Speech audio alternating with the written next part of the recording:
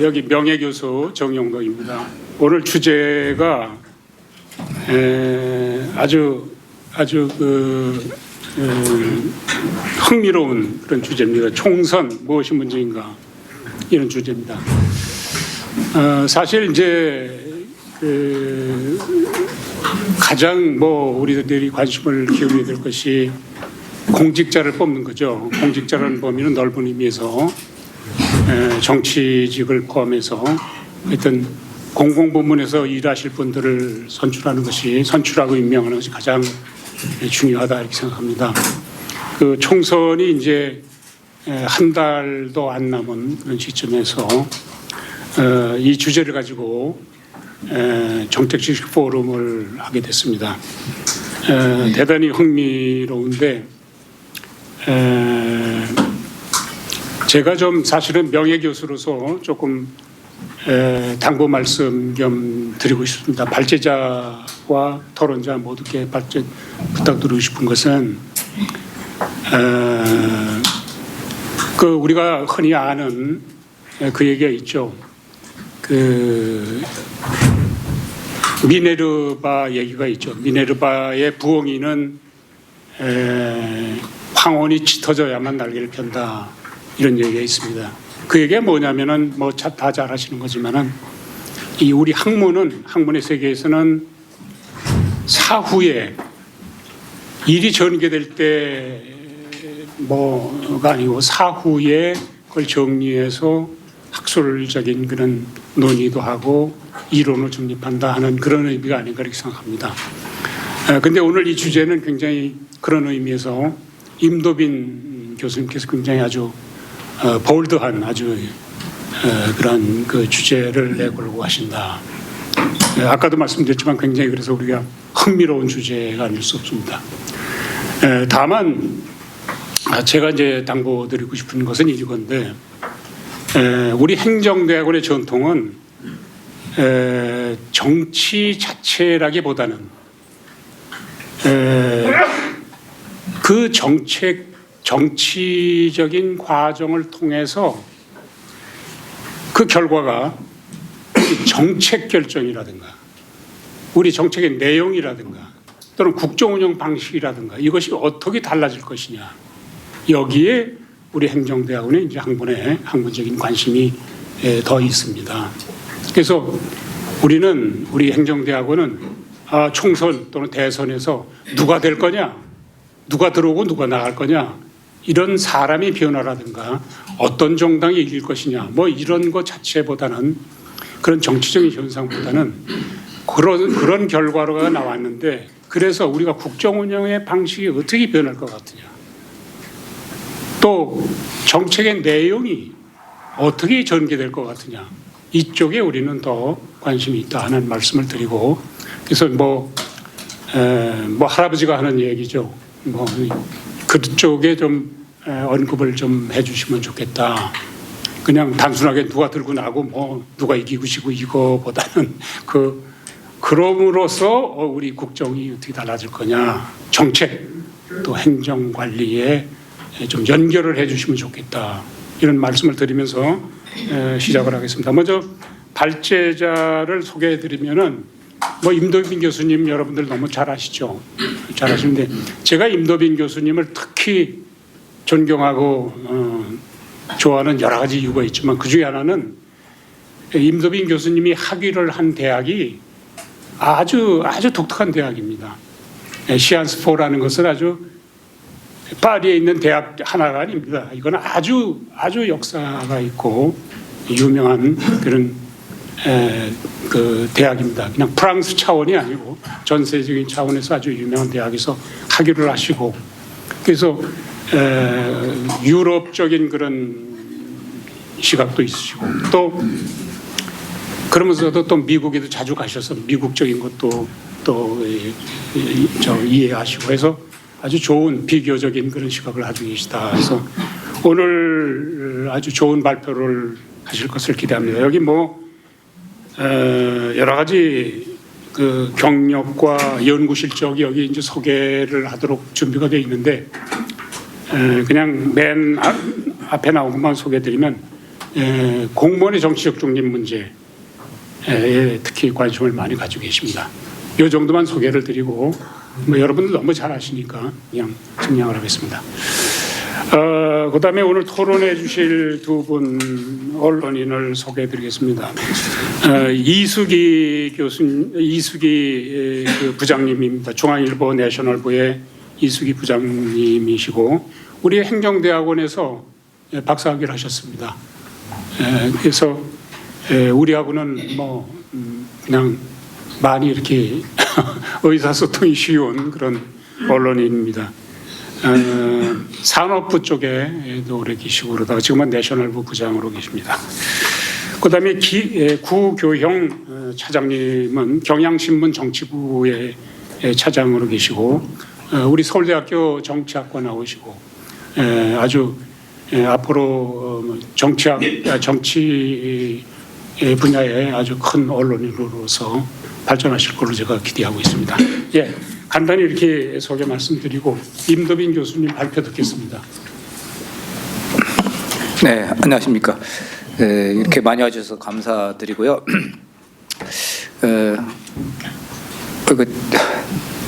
최근 걸 안 바뀌었는데 우선 우리 사회자님 말씀하신 대로 총선 얘기하면 지금 누가 얼마큼 가져갈까에 대해서 관심이 제일 많을 것 같습니다. 근데 저는 뭐 기본적으로 선거 연구하는 사람이 아니기 때문에 약간 부담이 있어서 우리 두 분 기자님들을 모셨습니다. 사실 교수는 강의만 안 하면 할 만하고요. 국회의원은 선거만 하면 할 만합니다.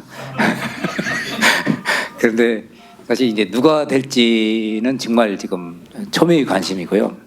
제가 그래도 뭐 아주 할 수가 없으니까 총선 전망에 대해서 조금 말씀을 드리겠습니다. 우선 유권자의 비율이요. 지금 20, 30대, 40, 50대, 60, 70대 이것이 약 30몇 %씩 황금 분할이 되어 있습니다. 그래서 지금 이 20, 30, 60대 이상은 대체적으로 지금 여당 쪽일 걸로 예상이 되고요. 그다음에 40, 50대는 그래도 많은 수가 이제 야당 쪽일 걸로 예상되고 판가름할 거는 주로 20, 30대가 주로 어떻게 될지 이렇게 지금 초미 관심사고요.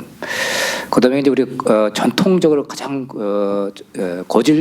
고정되어 있는 것이 이제 그 영우남 그 정치관념 이게 그대로 되어 있고 그다음에 보통 총선의 경우는 이제 정권 심판의 경우가 많은데 윤석열 정부 출범 이후로 대개 보면은 윤석열 대통령과 이재명 대통령 1대1에 서로 한쪽은 야당복이 있다, 한쪽은 여당복이 있다, 서로 이 한쪽에 지점을 했었는데 가장 큰 게 이제 한동훈 효과인 것 같습니다.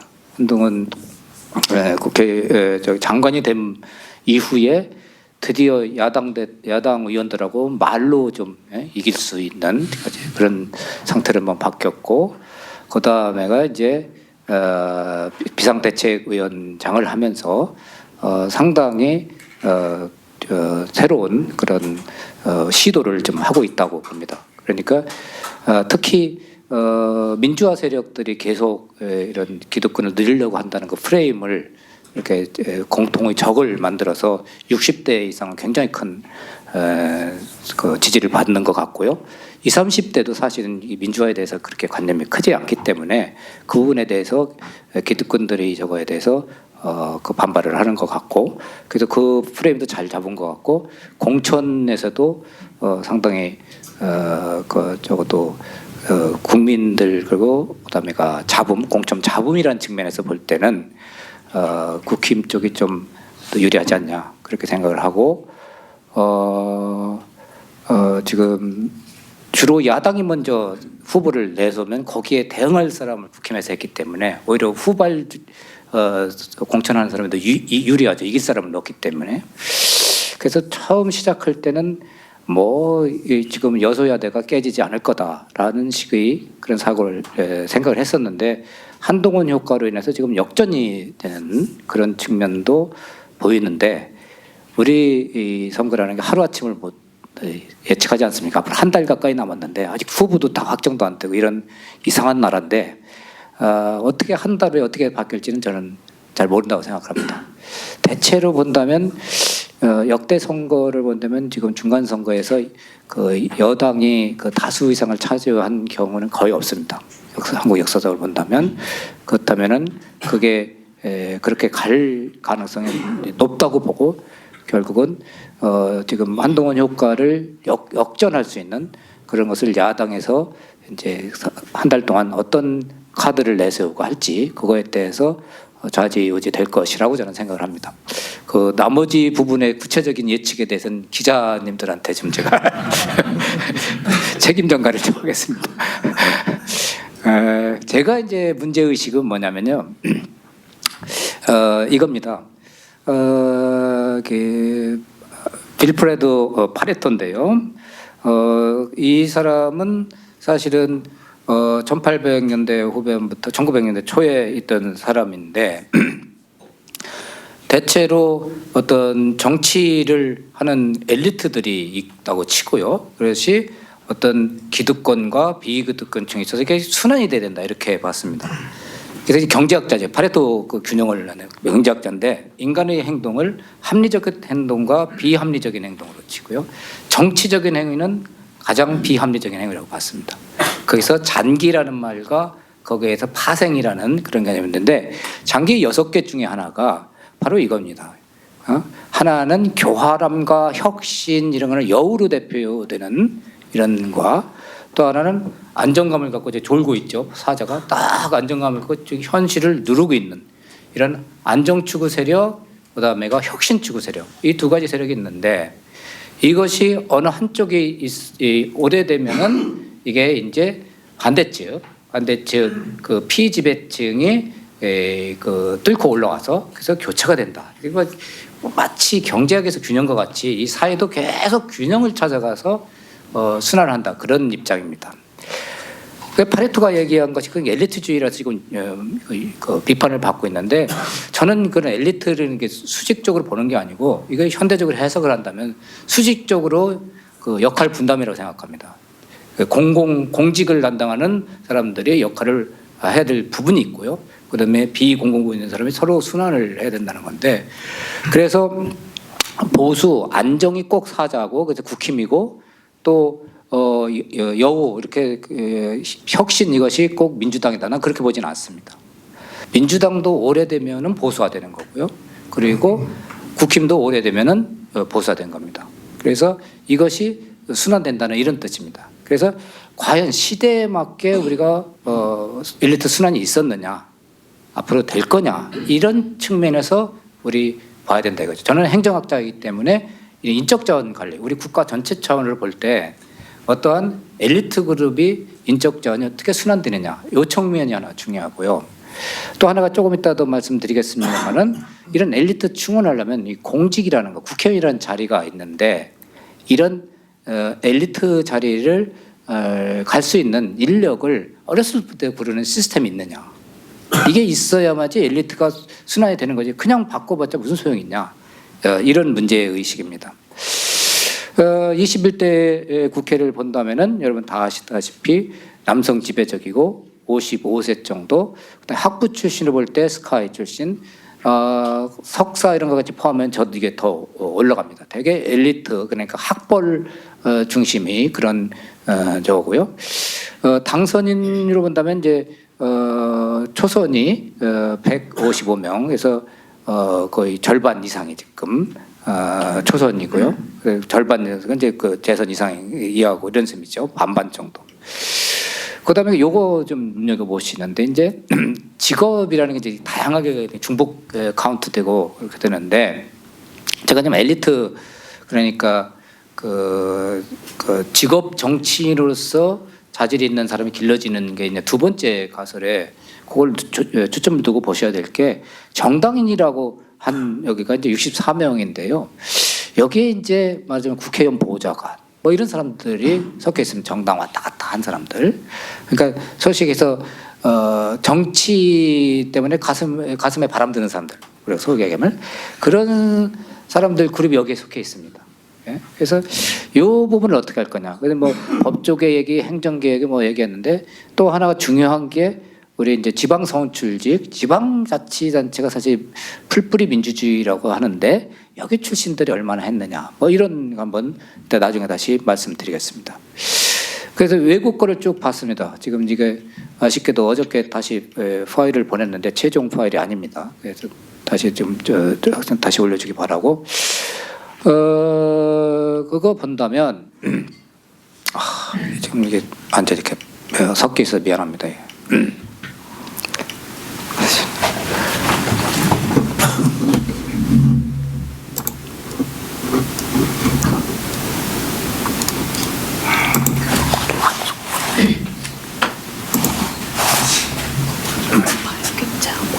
그래? 파일을 교체한답니다. 제가 어저께 다시 업데이트한 걸 보냈는데요. 편집하죠. 아니 다 돼 있는데 지금 뭐 편집 안 하면 예 편집합니다. 네.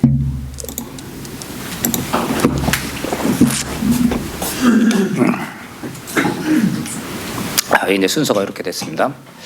자, 과연 가장 누가 좋은 국회의원이냐라고 한다면 국회의원들의 그 백그라운드, 그것이 의정 활동의 성과에 얼마나 미치느냐. 이거는 외국에도 있고 국내도 있는데요. 상반된 결과를 나타납니다. 우리나라에도 지금 예를 들면 언론인들도 나와 있고요. 그다음에 유명 인사들, 탤런트들 있잖아요. 연예인들 경우도 있는데 거기 우리나라 연구에서는 별로 의정 성과에 큰 영향을 못 미치는 걸로 나옵니다. 그래서 지금 제가 국내외적으로 결론을 내릴 수 있는 것은 어떤 특정 배경을 가지고 있는 그런 사람들보다는 개인의 자질과 개인의 정치적 기술이 중요해요. 결국은 개인기다. 저는 그렇게 판단됩니다. 의정 활동의 성과의 문제는 개인기라는 것이 어떤 특정 뭐 학자 그룹이 잘한다, 뭐 어떤 특정 법학 출신이 잘한다, 뭐 그다음에 변호사 그런 데 잘한다, 그런 것도 아닌 것 같습니다. 그다음에가 이게 이제 QOG 그 스웨덴의 그런 연구 결과인데요. 의정의 성과하고 그다음에가 어떤 것이 더 관관이 있을까, 상관관계만을 분석한 건데요. 그걸 이 딜리버레티브 컴포넌트 인덱스라고 그래서 좀 수구의 문제, 심의 문제주에 얼마나 더 기여했느냐 하는 것은 그 퍼포먼스하고 폴리시 퍼포먼스하고, 그러니까 정책이 얼마나 잘 작동했느냐, 거버넌스가 잘 작동했느냐, 정부가 잘 됐냐 이거고, 그 밑에 부분이 중요합니다. 밑에 부분에 보면은 젊은 정치인 40세 이하의 정치인하고 정책 성과하고 상관관계가 높고요. 그 다음에가 비례대표적인 그러니까 국민의 대표성이 많은 거하고 그 다음에 젊은 정치인하고 이거 상관성이 높습니다. 그래서 여기까지 이 부분에서 제가 우리가 교훈을 얻을 수 있는 것은 그래도 기성 정치인들보다는 젊은 사람들이 좀 더 성과를 많이 내린다, 그런 얘기죠. 그래서 이제 여기 외국의 경우를 쭉 본다면 이제 여기 일본 여기까지 쭉 초선 비율이 쭉 나와 있고, 멕시코는 좀 희한한 나라고요. 그다음에 중국 같은 데는 다 아시죠. 시간 관계상 생략을 해서 이렇게 넘어간다면은, 비교를 한다면 이게 지금 각국의 정부를 비교를 한 거예요. 좀 더 제가 얘기한 이제 엘리트 순환론 쪽으로 비교한다면요. 그러니까 파레토의 법칙, 그다음에 막스 베버의 직업의로서의 정치를 본다면 세 가지 저거를 치는데, 하나는 책임의식, 그다음에가 균형감과 그다음에 열정, 이 세 가지를 얘기하거든요. 그럴 때 그런 이런 측면에서 본다면 직업으로서의 정치인이 필요하다는 이전 입장에서 본다면, 제가 얻을 수 있는 자료를 다 얻어서 종합을 해본다면요. 우선 엘리트 순환이라고 친다면 초선율이 많아야 되겠죠. 그죠? 재선 이상 많으면 엘리트가 순환이 안 됐다는 뜻이니까. 그렇다면 미국 같은 데가 사실 낮습니다. 20% 정도 플러스 마이너스. 그런데 왜 그럴까? 그는 상대적으로 여기는 직업 정치인이 계속해서 재선, 3선 되는 그런 경향이 있고요. 우리하고 특이한 거, 다른 거는 뭐냐면 2년이 임기입니다. 하원이. 그래서 유권자들하고 굉장히 밀접한 그런 지지를 유지하는 그런 특징이 있고요. 그다음에가 미국의 엘리트 정치 엘리트 충원은 대학에 공화당 계열의 학생회가 있고 그다음에 민주당 학생 계열이 있어서 그래서 학생 때부터 대학 때부터 이런 정치 활동에 참여를 하게 되고 그런 사람들이 이제 의회로 진출하는 이런 특성이 있습니다. 프랑스 같은 데는 그 초선율이 지금 계산이 안 돼서 잘 못 찾았고요. 이건 특이한 게 이제 교육 체제가 제가 나온 정치대학을 포함해서 이제 그 국립행정학원 뭐 이런 식으로 해서 엘리트를 기르는 국가 엘리트를 기르는 관료들이 있습니다. 이 친구들이 계속 나가서 프랑스 사회의 지배 엘리트를 구성을 해서 정치도 갖다가 비즈니스 계열도 갖고 있다. 그래서 엘리트 충원 HRM 인적 자원 관리 체제는 제일 잘 돼 있는 데가 저는 프랑스라고 생각합니다. 독일 같은 데는 초선율이 한 50% 되고요. 그렇지만 여기도 주로 법학을 중심으로 한 그런 대학 교육과 이것이 이제 그 공적 부분에 엘리트를 충원하는 데 연결되어 있는데 여기서 독일에서 굉장히 흥미있는 부분은 나치를 경험한 이후에 초중고로부터 다 정치 시민 교육을 받는데 이거는 비당파적인 민주 시민 교육을 합니다. 그러니까 우리 부분이 우리나라에 좀 본받아야 될 부분이 하나인데요. 그 다음에가 이제 그 정치 엘리트는 각 정당에서만은 재단이 있습니다. 파운데이션이 있어서 거기에서 주로 정치 엘리트들이 쭉 길러지고 있다 이런 거고요.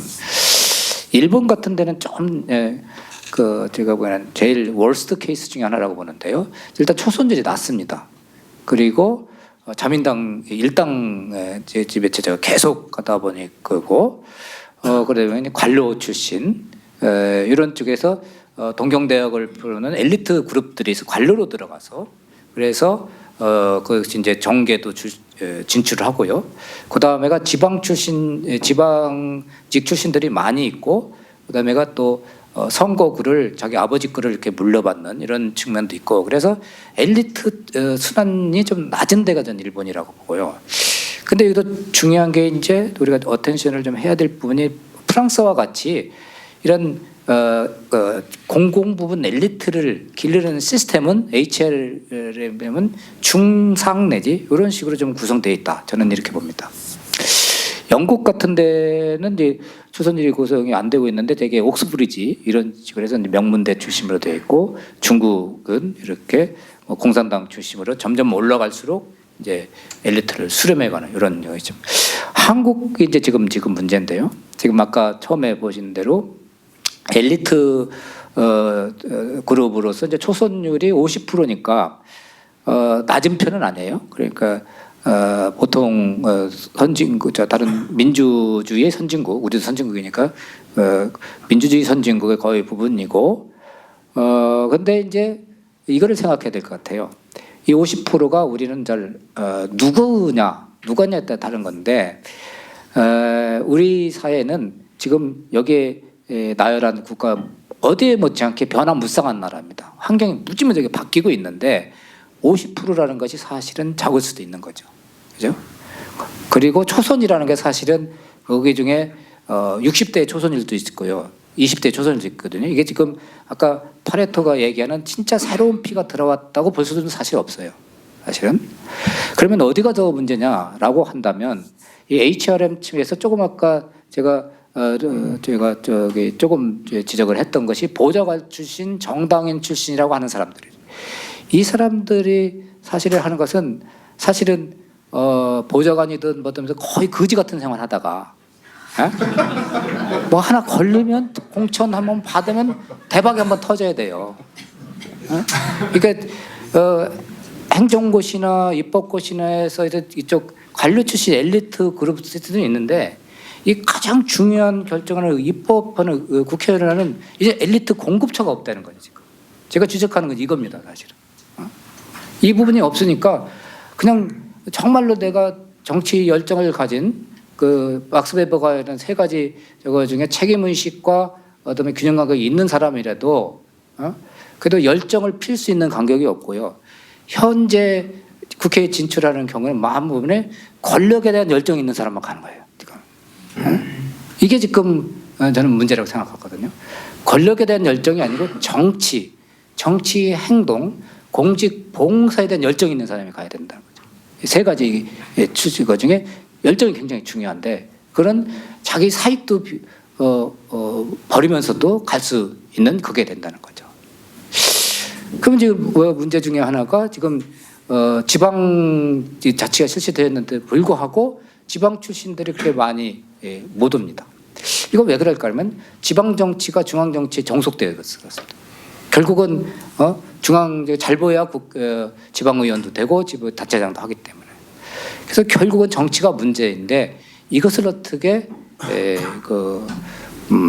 타파하느냐 이게 지금 우리 선거의 가장 큰 문제다. 그래서 우리가 지금 할 수 있는 그것은 역시 지금 이런 새로운 필요를 하기 위해서는 인재 영입이라는 게 여당과 야당이 다 하거든요. 그런데 참 그 사람들이 과연 정치적으로 준비되어 있는 사람이냐, 국회의원을 할 수 있는 그런 준비되어 있는 사람이냐는 것이 여전히 퀘스천 마크죠. 준비가 우리가 교육 체제가 안 돼 있기 때문에 초중고에서도 입시 공부만 시켰지 독일에서 얘기하는 시민 정치 교육을 받은 적도 없고요. 그죠? 그래서 오직 권력 추구만 할 수 있는 이 자리 가면 그 다음 자리 어디 갈 거다. 국회의원 저거 하면 뭐 단체장이 더워지니까 단체장 해야 되고 장관 해야 되겠다. 이런 권력 추구하는 권력 추구형 인간만 가는 시스템이지. 말하면 진짜 국가를 이끌고 나는 국가 엘리트를 기르는 시스템은 아니다 이거죠. 그래서 선거에는 지금 어디든 지금 과반수를 넣기가 힘들 것 같고요.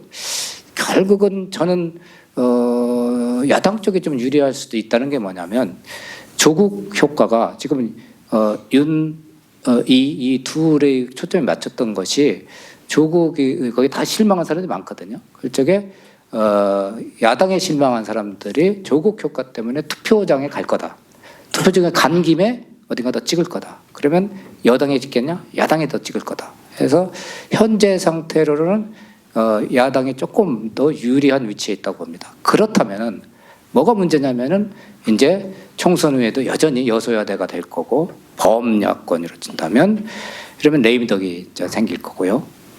그리고 그래서 이게 이제 우리 국정이 상당히 어려워질 수도 있다 이거죠.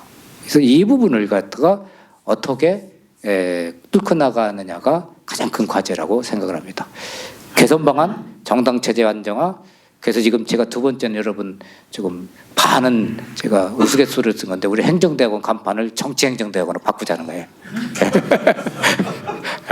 그 다음에가 정당 공천제 폐지, 국회의원 감수, 직능제표제학대. 이런 것이 제가 얘기하는 엘리트 순환 그래도 전문성이 있는 사람들이 갈 수 있는 길이 아닐까 이런 얘기입니다. 시간이 제가 15분 날려 조금 더 넘겼는데 이상으로 발표 마치겠습니다. 예, 고맙습니다. 그냥 바로 물어내 들어가겠습니다.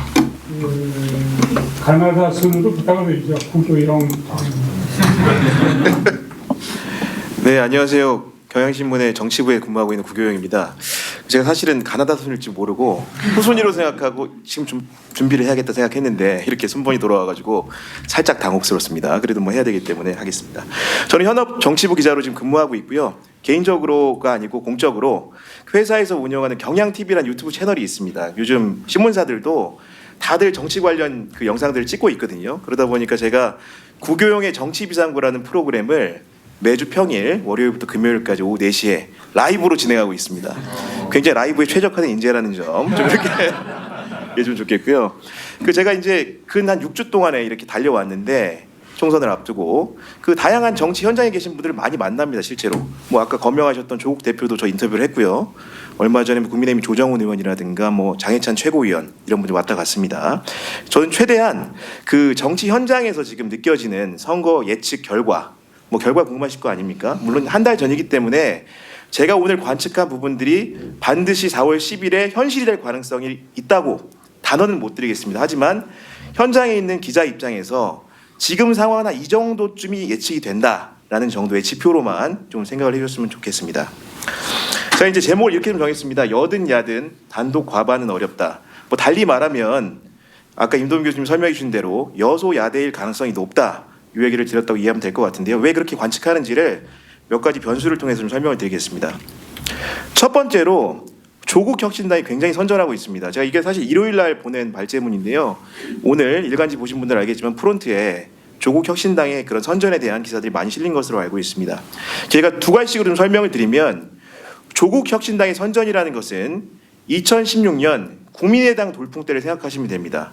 당시 치러진 총선에서 당시에 새누리당이나 민주당 모두 과반을 하지 못했습니다. 그 영향은 국민의당이 호남에서 지역 구석을 많이 가져갔고 또 민주당에 대한 반대 급부로 정치개혁을 요구한 열망들이 안철수라는 인물을 통해서 발현된 거로 볼 수 있겠죠. 그러면서 그런 결과가 나타났다는 점을 두 가지로 좀 설명을 드립니다. 제가 조국 그 대표와 2주 전에 이제 저희 방송에서 라이브로 인터뷰를 했는데요. 제가 느낀 점은 이분이 굉장히 많이 달라졌다는 겁니다. 제가 하나 징표로 말씀드릴게요. 이분이 어떤 점이 달라졌냐? 여기 서울법대 교수지지 않았습니까? 지금 이렇게 안 좋게 나가셨지만은 그 엄숙하신 분이 그날 방송에 나와서 후원해달라고 요구합니다. 독자들한테 돈 좀 주세요 하는 거 쉽게 얘기해서. 이게 사실은 채통이 있고 권위 있는 교수 입장에서는 그렇게 변모하기가 어려운데 본인이 어떤 뭐 역경을 겪었는지 여러분 잘 아실 겁니다. 그러면서 정당을 하고 정치를 하겠다고 이제 결심을 하면서 굉장히 많이 바뀌었다는 인상을 받았습니다.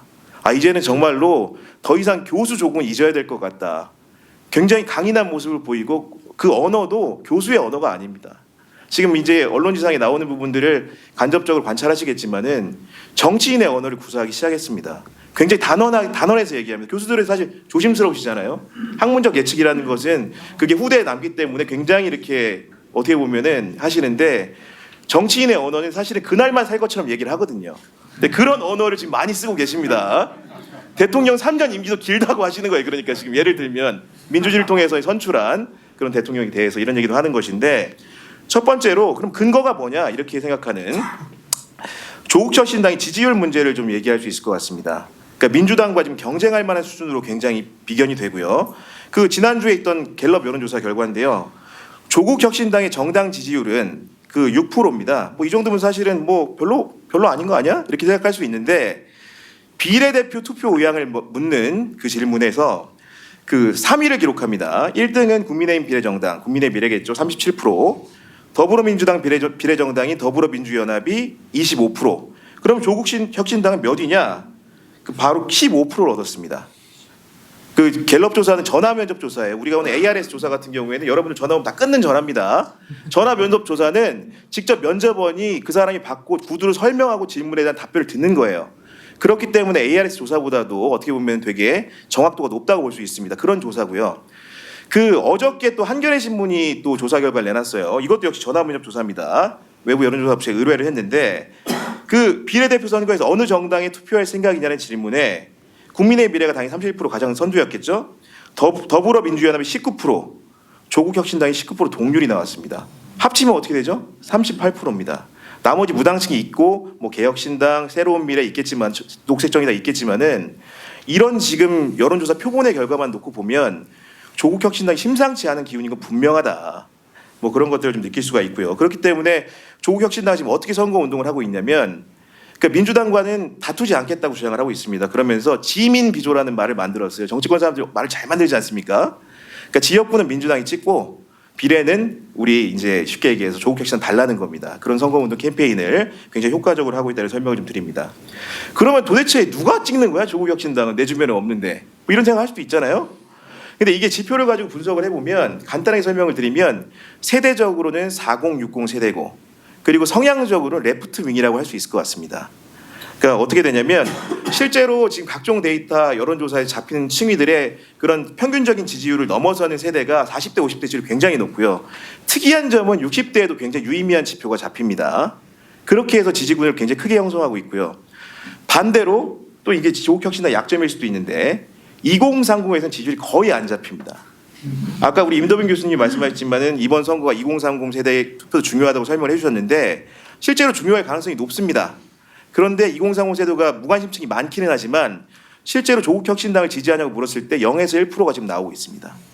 그러니까 이거는 사실은 해석의 영역이기 때문에 제가 좀 섣불리 말씀드리기 그렇지만은 그 조국 그 대표가 지금 재판에 넘긴 혐의 자체가 주된 혐의가 입시 비리 문제 아닙니까? 그렇기 때문에 아마도 그 경쟁자의 또 동년배들이 좀 더 민감하게 반응한 게 아닌가.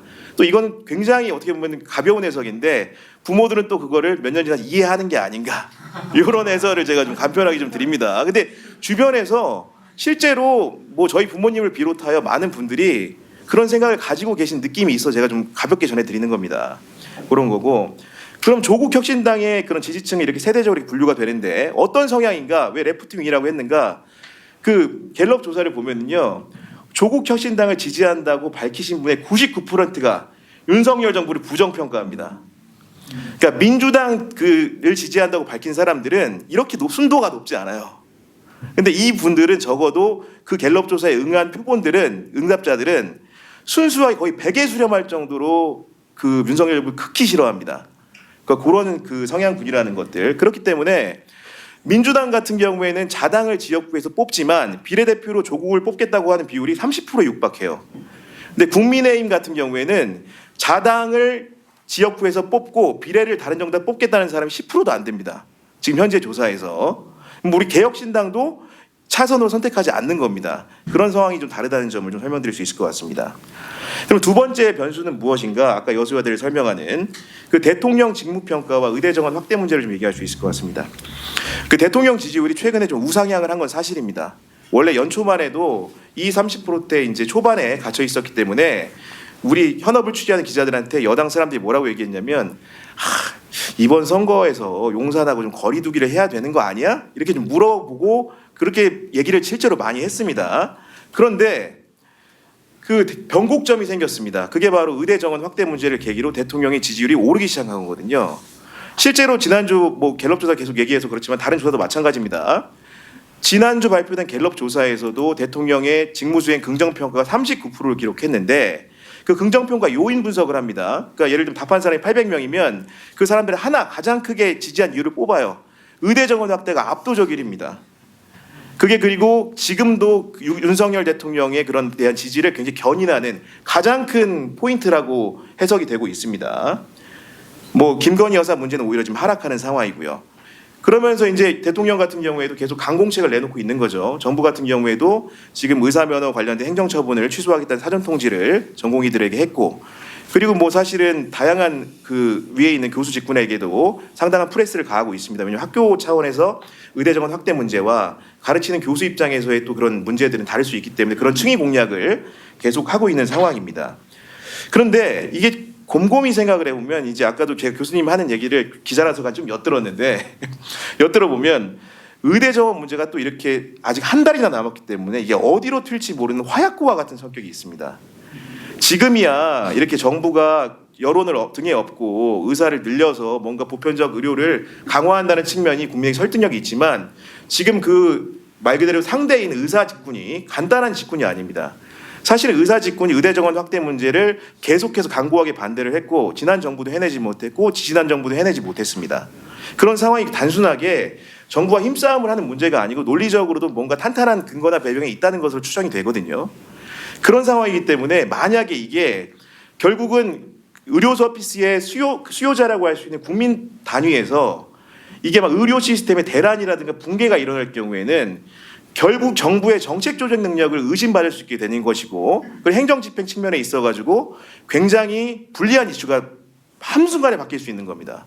이 전체 의대 정원을 늘려야겠다는 국민들의 생각과는 무관하게 그 정책 조정자로서의 기능을 제대로 못했다는 부정한 평가를 받을 수 있는 요인이기도 한 것이죠. 실제로 우리 서울대 의대 교수님들이 지금 비대위를 소집을 했고 우리 후학들을 위해서 이제 사직서를 내겠다는 의사를 천명한 상황이기 때문에 이 문제가 사실은 도화선이 될 수도 있다. 그렇기 때문에 이것 역시도 선거 때까지 어떻게 유지될지 모르겠지만 이게 안 좋은 영향을 끼칠 경우에는 여소야대를 유지시키는 요인이 될 수가 있다. 그리고 하나 더 보태면 김대중 정부 때 2000년도에 의약 분업을 했었는데 당시 선거에서 국민의 정부가 졌습니다. 여당이 졌습니다.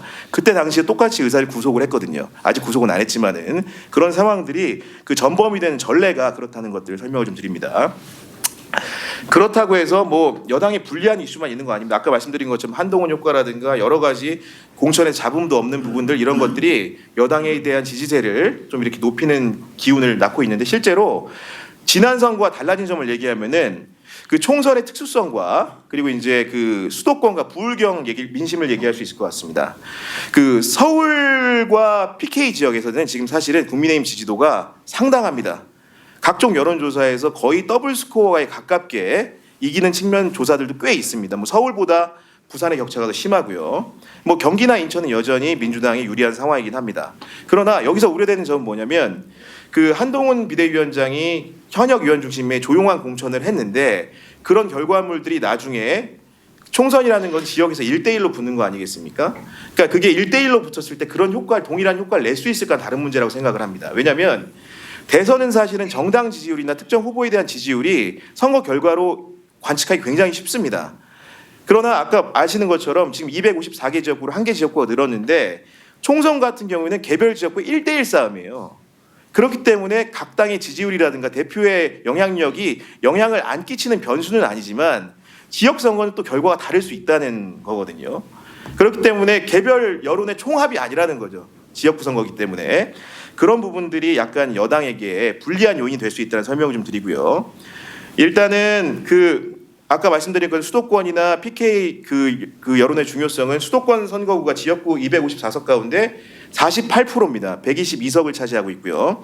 그리고 이제 PK 부산, 울산, 경남이 40석입니다. 그러니까 합치면 뭐 어떻게 됩니까? 162석 아닙니까? 그러면 25에 16하면 대충 뭐 64%, 70% 육박하는 수준의 그런 그 비율을 차지하고 있기 때문에 이 지역의 선거를 지배하는 자가 선거에서 이기기가 쉽습니다. 그런데 지난 선거에 비춰보면 그 서울 지역 선거를 말씀드리면요.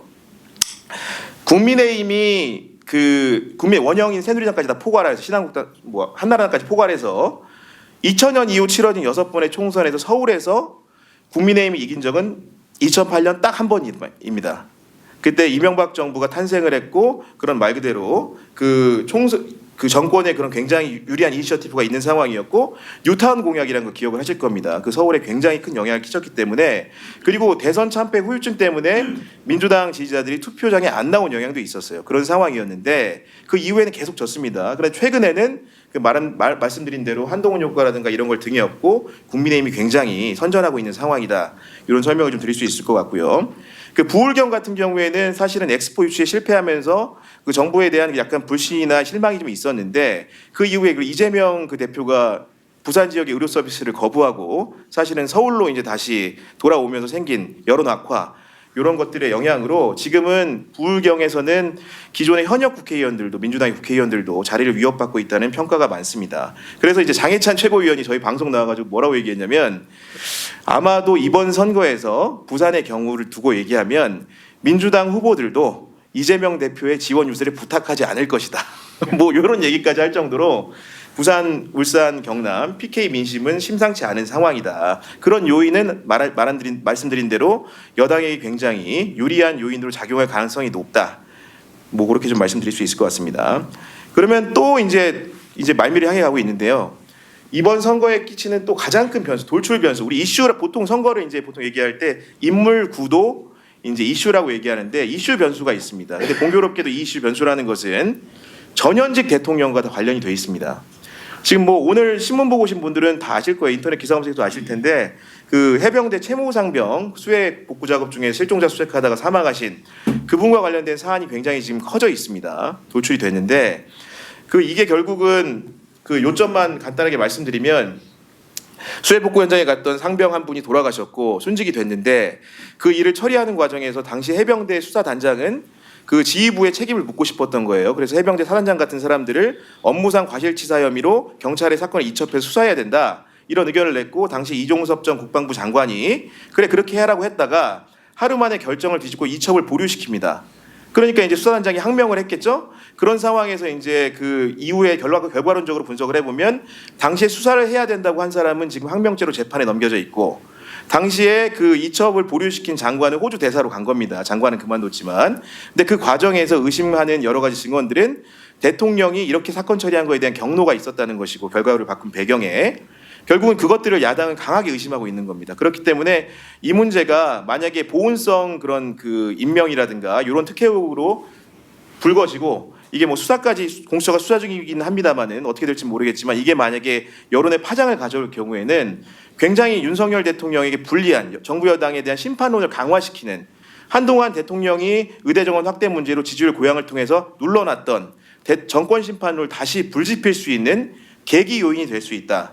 이런 얘기를 좀 드릴 수 있을 것 같습니다. 그럼 반대로 그러면 야당에는 그런 요인이 없냐? 있습니다, 당연히. 그 울산시장 선거 개입 의혹이라고 아실 겁니다. 아마도 이제 황운하 의원이라든가 이런 분들이 이미 기소돼서 1심에서 유죄 판결을 받았는데 이 부분에 대해서 서울고검이 이제 재기수사 명령을 내립니다. 그 얘기는 뭐냐면 당시에는 입건하지 않았지만 이 사람들이 우리가 이제 다시 한번 추가로 고발이 있어서 조사해 보니 그 당시에 혐의 선상에 있는 사람들과 재판에 넘기는 게 좋겠다 이런 판단을 한 거거든요. 그래서 지금 중앙지검에서 수사를 진행 중이고 대통령 기록관에 대한 압수수색을 진행을 했습니다. 그렇기 때문에 이것 역시 전 정부에 대한 평가의 요인으로 작용할 수 있기 때문에 결국은 전 현직 대통령에 대한 그런 이 두 가지 평가 요인들이 선거 결과를 영향을 끼칠 수 있다 이런 말씀을 드릴 수 있을 것 같습니다. 이제 결론으로 가면요. 이런 요인들을 제가 개인적으로 종합해 봤을 때 저는 어떤 결론을 내렸냐? 아까 서두에 말씀드린 대로 그 국민의힘이든 민주당이든 단독 과반 전당 탄색은 어렵다. 앞서 네 가지 이유로. 그리고 이제 그런 결과에 대해서 임도빈 교수님과 궤를 같이 하는 그 결론은 이럴 경우에 결론이 어떻게 될 것인가? 당연히 정부는 정부 운영에 어려움을 겪을 수밖에 없을 것이고 나쁜 최악의 경우에는 레임덕의 조기에 빠질 우려가 있다. 이렇게 좀 설명을 드릴 수 있을 것 같습니다. 그러면은 이 상황에서 극복 포인트가 여당 입장에서 뭐가 될 수 있을까 좀 생각을 해보면 결국은 단독 과반이 없는 상황이라고 한다면 그 국회 입법 과정에서 지금과 똑같은 형태에 시달리는 거거든요. 조정훈 의원도 저희 방송에 출연해서 이번 선거에 일당이 되는 것과 무관하게 과반이 되지 않으면 우리에게는 의미가 크게 없는 결과라고 뭐 자복을 할 정도입니다. 실제로.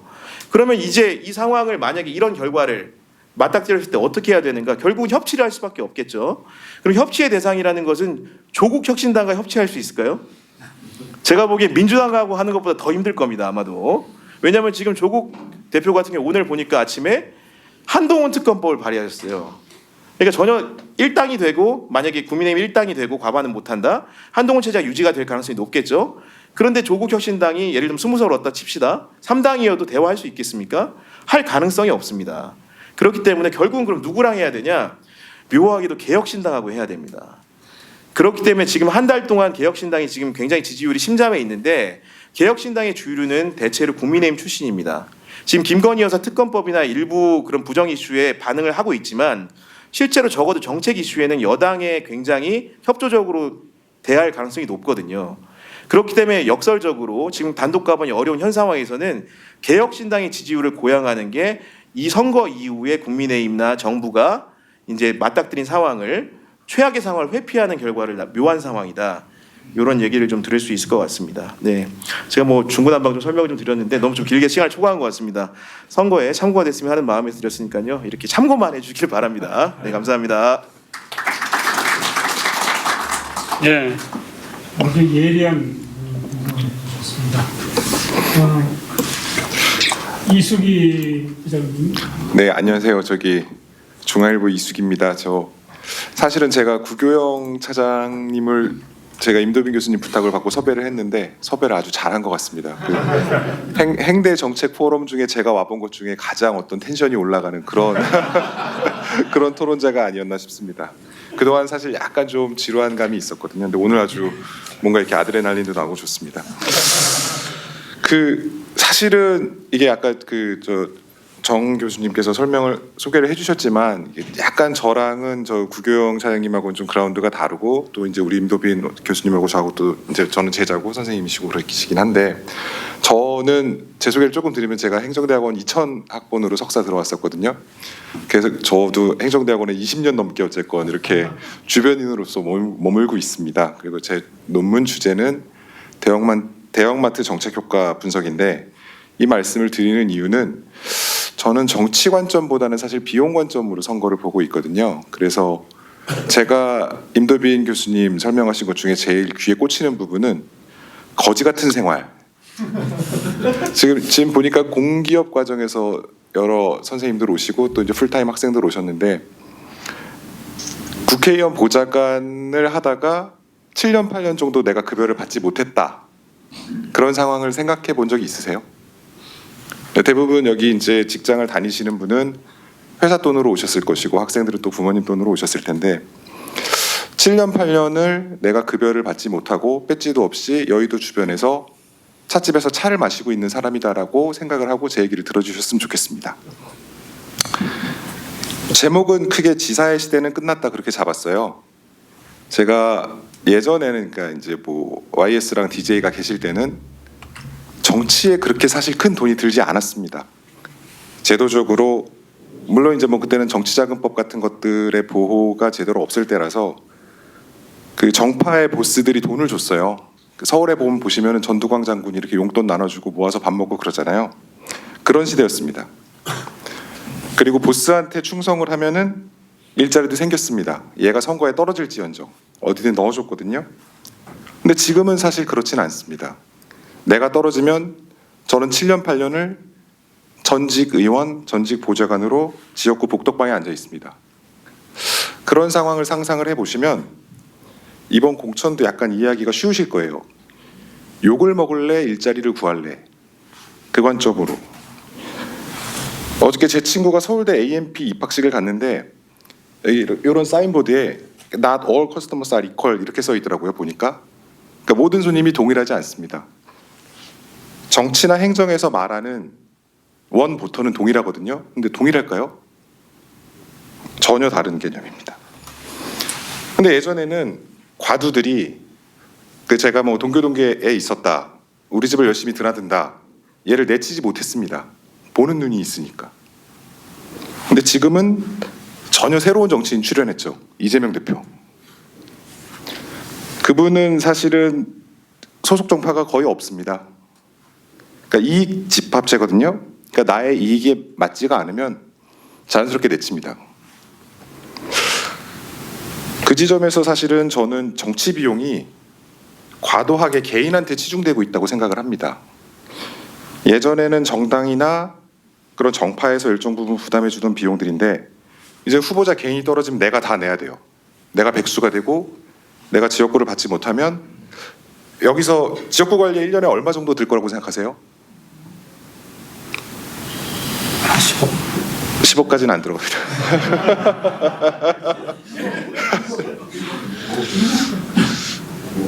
보통 이게 이게 지역구마다 다르기는 한데 그게 이제 뭐 현역이 아니라고 하면 한 네트로 3, 4억 정도 들어간다고 합니다. 네트로 1년에 3, 4억 정도 들어간다고 생각을 하시면 제가 아는 분이 수원 국민의힘 지구당 위원장이었는데 공천을 못 받으셨어요. 험지라고 갔는데 근데 얼마 쓰셨는지 말을 안 하는데 6년 동안 하고 못 받으셨습니다. 이제 화병으로 누워 계세요.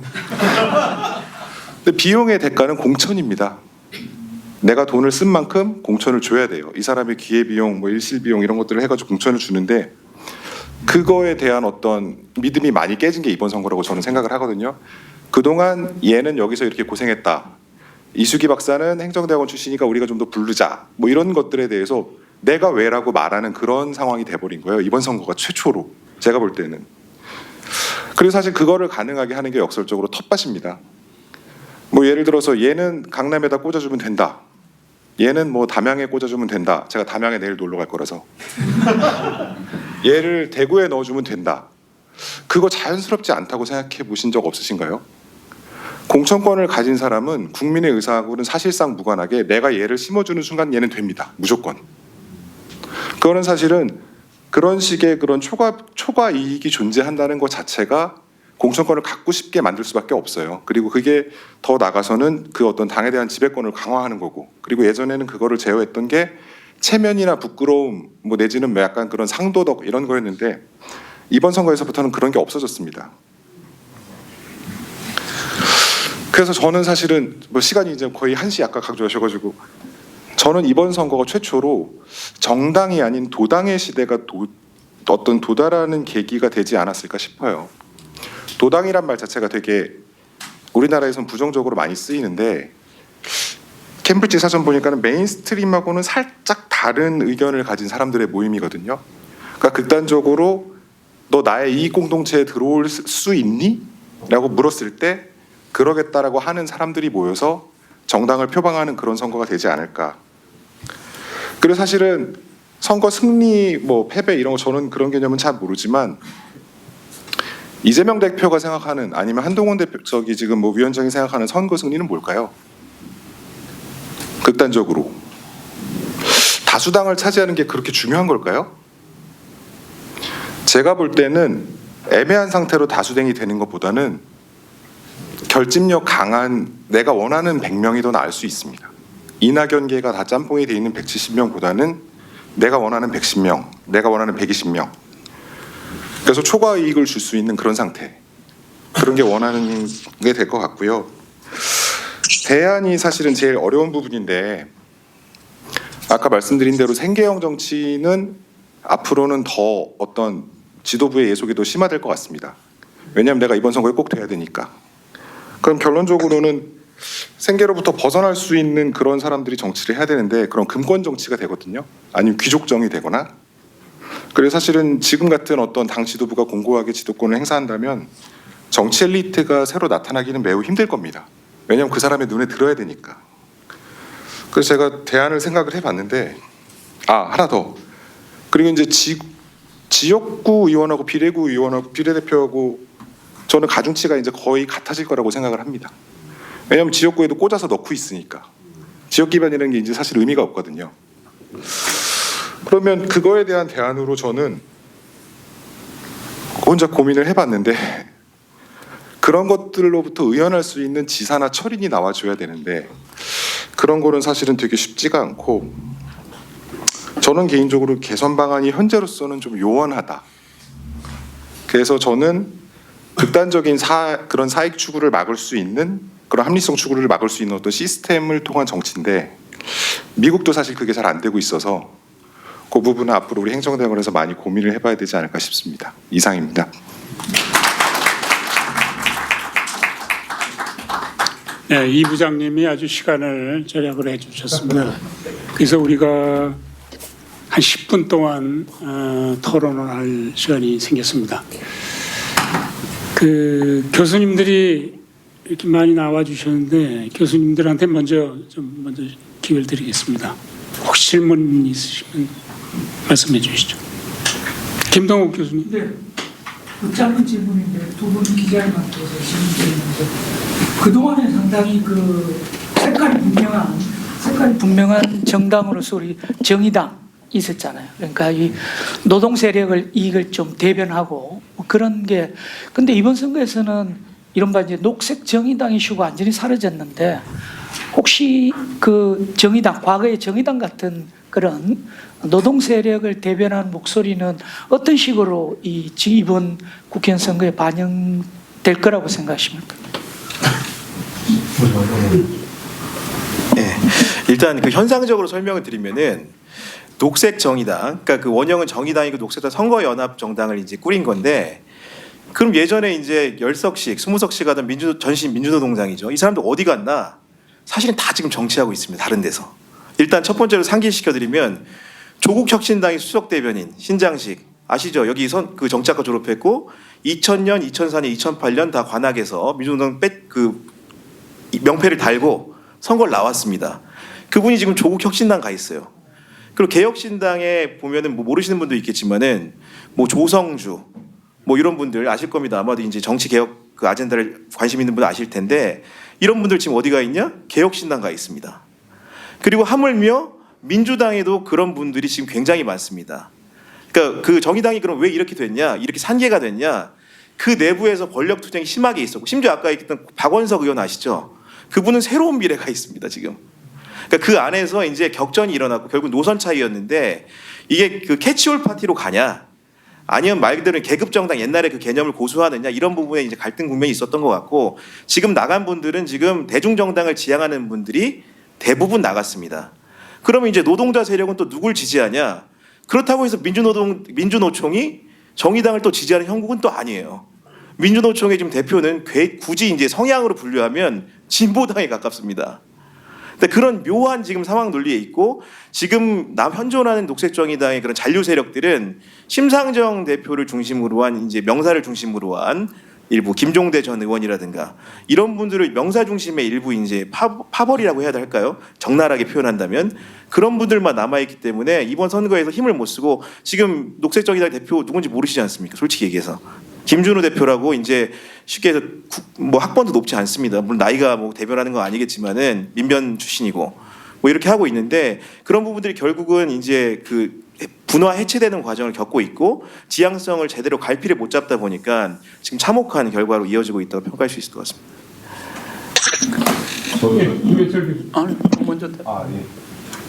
저도 저기 짧게 말씀드리면 구 의원님하고 좀 생각이 비슷한데 예전에 미국 대선에서 랄프 네이더라고 다들 기억하시나요? 근데 그 사람도 되게 환경운동 같은 거로 유명한 사람이었는데 결국에는 그 표를 얻고자 하는 정치인들 역시 그 시장 기반이 없으면 존속하기는 힘들거든요. 그러니까 동일한 뭐 예를 들어서 우리가 민주노총 금속노련 뭐 이런 걸 강성으로 보는데 사실은 뭐 저는 노조운동을 하진 않습니다만 노조가 볼 때도 돈이 되는 회사를 놓치기는 힘듭니다. 왜냐하면 그 좀 이렇게 하위에 있는 사업장, 조합비가 잘 안 들어오는 사업장이 머릿수는 많지만 포스코 노조나 현대차 노조가 나가는 거는 민주노총에도 상당한 타격이거든요. 그런데 굳이 뭐 진짜 죄송하지만 뭐 저 녹색정의당이나 이런 분들이 하는 말은 좋지만 과연 그게 아주 냉정하게 시장이 되는지에 대해서는 좀 고민해 볼 필요가 있고 아까 말씀드린 대로 거지 같은 생활을 7년 8년 견뎠다면 그 다음에 리턴이 없는 상태에서 계속 그거를 지속한다는 건 되게 힘들 것 같고 그게 지금 우리 구 의원님 말씀하신 것 같은 그런 형태로 그냥 파 레프트에서 레프트 정도로 들어가는 식으로 흡수되지 않을까 싶습니다. 예, 맞습니다. 김현철 교수님. 저 인도빈 교수님에게 뭐 질문이고 혹시 뭐 보완해 주셔도 좋은데 저는 엘리트 충원에 대해서 굉장히 오늘 좋은 지적을 해주셨다고 보거든요. 특히 저는 이제 오늘 뭐 일반 국가 비교했지만은 저는 한중일 삼국만 비교해도 우리가 엘리트의 충원이 얼마나 열악한지 일본이나 중국은 그 공산당이나 자민당 이 육성 시스템에서 적어도 20-30년간 이상의 경험을 가진 사람들이 이제 정치적으로 이제 활동하기 시작하는 이런 시스템을 봤을 때는 우리가 얼마나 열악한지가 좀 강조돼야 될 것 같고요. 추가에 이제 질문이 있는데 그 똑같이 지금 뭐 여야 이렇게 정당 충원 엘리트를 말씀해 주셨는데 저는 여야의 좀 세부론으로 들어가면 또 다른 모습이 보일 거라고 보거든요. 왜냐하면 같은 변호사나 같은 관료나 같은 기업인들이라도 여당에 들어가려고 하는 사람하고 야당에 들어가려고 하는 사람의 굉장한 차이가 저는 있지 않을까 하는 그런 생각이 들거든요. 예를 들어 가지고 뭐 이수기 부장님이 말씀하신 것처럼 야당 쪽에는 뭐 생계형이 강하다면은 여당 쪽에는 뭐 귀족형이 강할 수도 있고 뭐 이런 어떤 그 속에서의 어떤 다양한 차이가 있을 것 같은데 그 교수님은 어떤 차이가 있을 거라고 예상을 하시는지 그 말씀도 한번 여쭤보고 싶습니다. 굉장히 어려운 질문을 하셔서 사실 답이 없는데요. 지금 엘리트 충원이 진짜 문제이거든요. 사실은 이게 이제 어디까지 문제냐면은 엘리트 충원이 제대로 안 됨에도 불구하고 정치 힘이 세지니까 관료들이 그 실력으로 들어갔는데 여기 눌려요.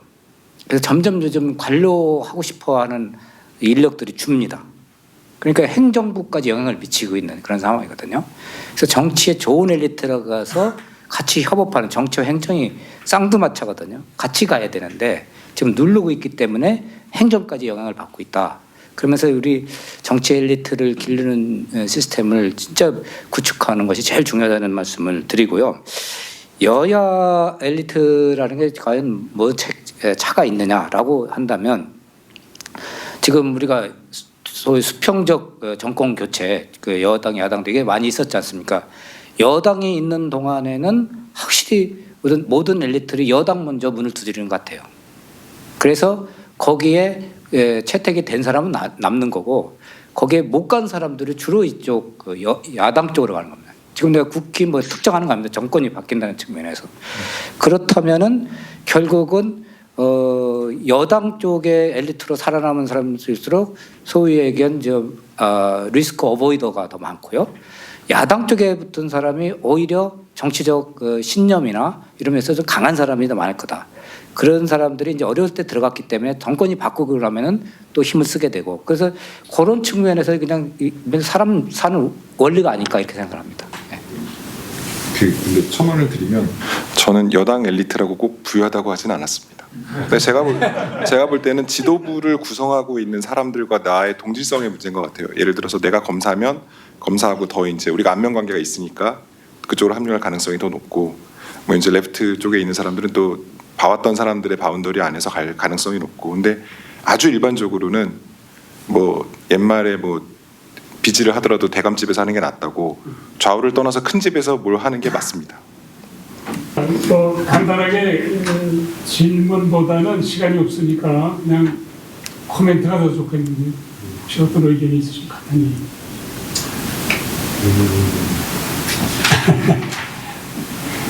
저 발표제가 마무리하시죠. 예, 우리 김현철 원장님 답변하면서 답은 다 결론적인 얘기했는데요.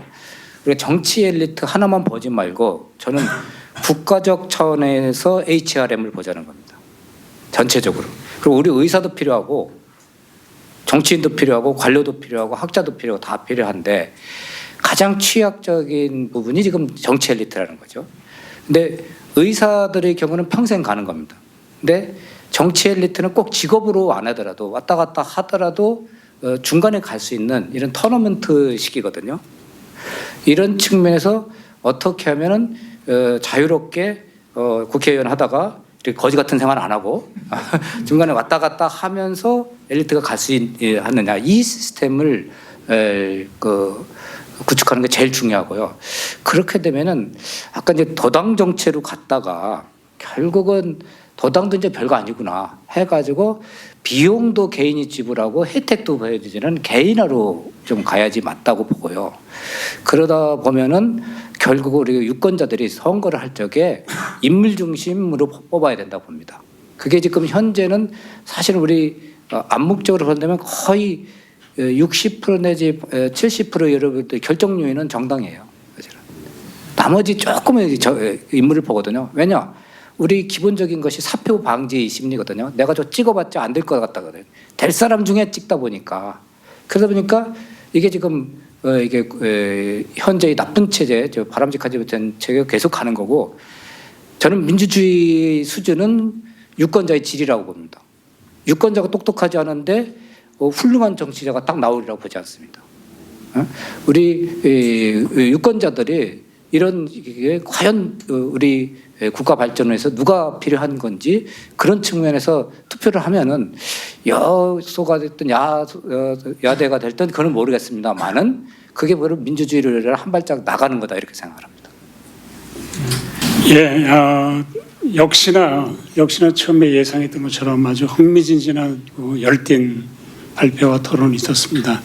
여기 화면을 보니까 정책지식 포럼이 1089회네요. 제 기억으로는 서울대학교에 요즘에는 많은 포럼들이 있지만은 이 정책지식에 관한 포럼은 행정대학원이 가장 먼저 시작했고 지금까지 끊임없이 이렇게 전통을 이어왔다, 이렇게 자랑 삼아 말씀드리고 싶습니다. 정책지식 포럼에서 논의하는 것들은 앞으로 우리 학계도에서 연구하는데도, 연구와 교육에도 쓰이지만은 정부 정책에서도 많이 이렇게 활용될 수 있기를 바랍니다. 네, 오늘 주제 총선 무엇이 문제인가 여기서 마치도록 하겠습니다. 예, 감사합니다.